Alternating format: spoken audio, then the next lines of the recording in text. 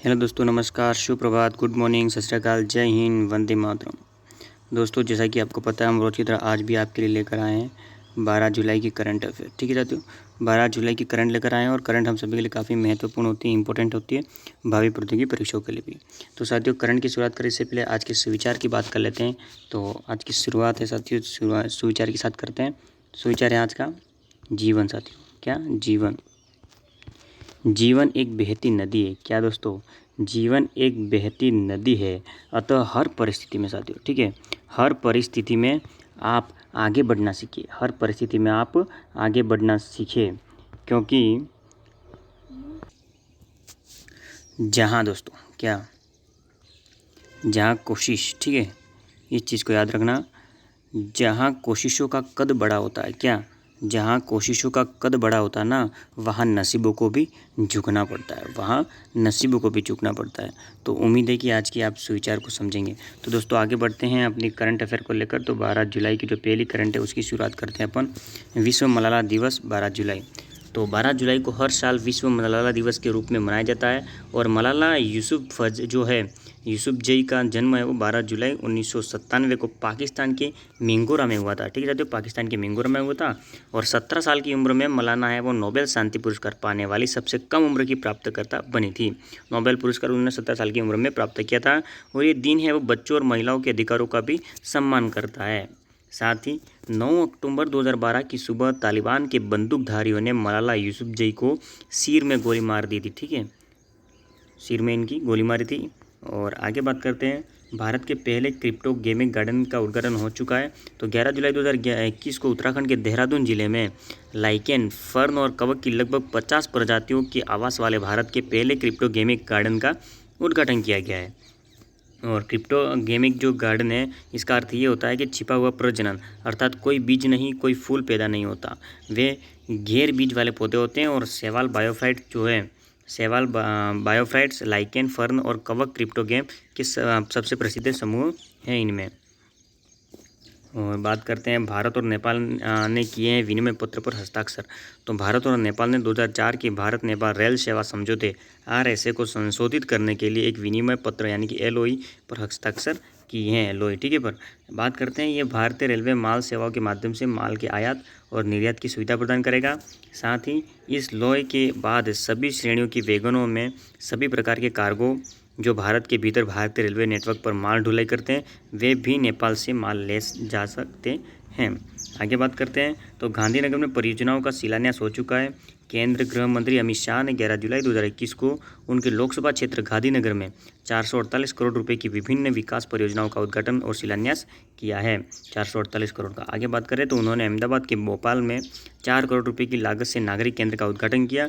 उन्होंने अहमदाबाद शहरी विकास प्राधिकरण जो है, ओडा बोलते हैं जिसको, तो अहमदाबाद नगर निगम और पश्चिमी रेलवे की विभिन्न परियोजनाओं का भी उद्घाटन इन्होंने किया है। आगे बात करते हैं, उड़ीसा की पुरी में रथ यात्रा वो आरंभ हो चुकी है। तो भगवान जगन्नाथ की विश्व प्रसिद्ध रथ यात्रा जो है 12 जुलाई 2021 को उड़ीसा के पुरी में शुरू हुई। और पुरी में जगन्नाथ मंदिर भारत के सबसे प्रतिष्ठित वैष्णव स्थलों में से एक है ये। साथ ही वर्तमान मंदिर का जो निर्माण है वो 12वीं शताब्दी में चोड़गंगा वंश के अनंत वर्मन ने करवाया था। साथ ही रथ खींचने की शुरुआत है वो छेड़ा पेंद्रा की रस्में पूरी करने के बाद होता है।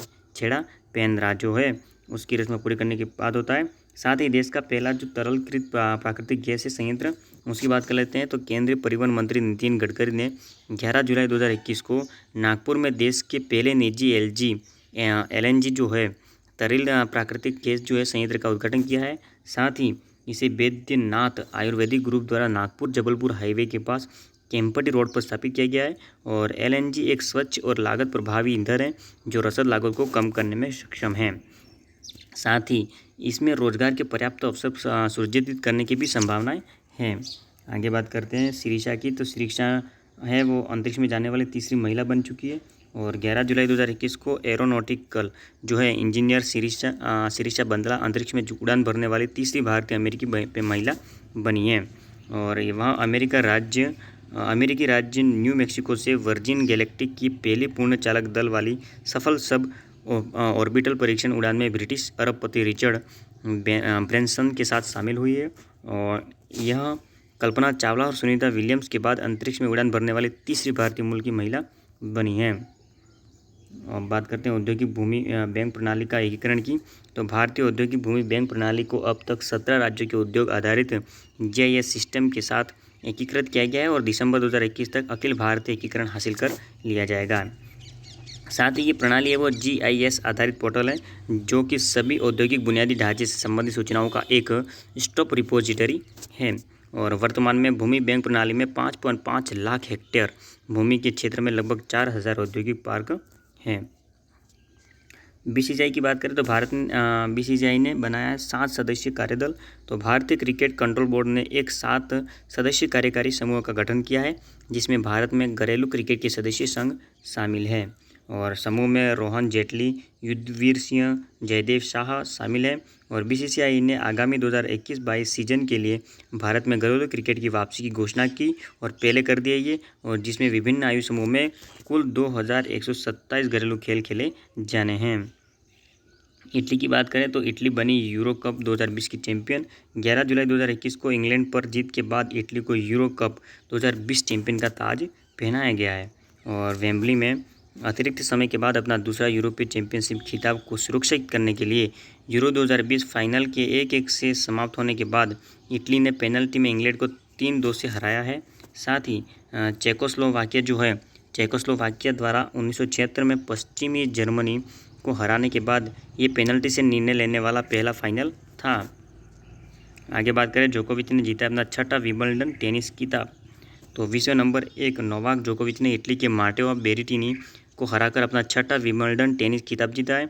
और मिक्स्ड डबल्स का खिताब ब्रिटेन के नील स्कूप्सकी और अमेरिका की डेसिरे कावजिक ने जीता है। साथ ही बेल्जियम की एलिज मटेसन और ताइवान की हसीन सू वेई ने महिला युगल का खिताब जीता है। और क्रोएशियाई जोड़ी निकोला मैक्टिक और मैट जो पाविक है पुरुष युगल का फाइनल जीता इन्होंने। और बात करते हैं WWE की। तो WWE और UNEP ने जारी की है रिपोर्ट। तो मनुष्य और जानवरों के बीच संघर्ष दुनिया की सबसे प्रतिष्ठित प्रजातियों की दीर्घकालिक WWF है, ठीक है, सॉरी दोस्तों, WWF है। तो मनुष्य और जानवरों के बीच संघर्ष दुनिया की सबसे प्रतिष्ठित प्रजातियों के दीर्घकालिक अस्तित्व के लिए मुख्य खतरों में से एक है। World wide fund for nature यानी कि WWF और संयुक्त राष्ट्र पर्यावरण कार्यक्रम की एक नई रिपोर्ट के माध्यम से ये जानकारी दी गई है। The future for all, the need for human wildlife coexistence शीर्षक वाली रिपोर्ट में 40 संगठनों के 155 विशेषज्ञों का योगदान रहा। आगे बात करते हैं मोरनमार की। तो मोरनमार बेसिलियोस मार्थोमा पोलोस द्वितीय का निधन हो चुका है। और भारतीय रूढ़िवादी चर्च के सर्वोच्च प्रमुख मोरनमार बेसिलियोस मार्थोमा पोलोस द्वितीय का जुलाई 2021 में निधन हो गया। और वह मलंकारा ऑर्थोडॉक्स सीरियन चर्च के प्राइमेट थे, ठीक है, प्राइमेट थे ये।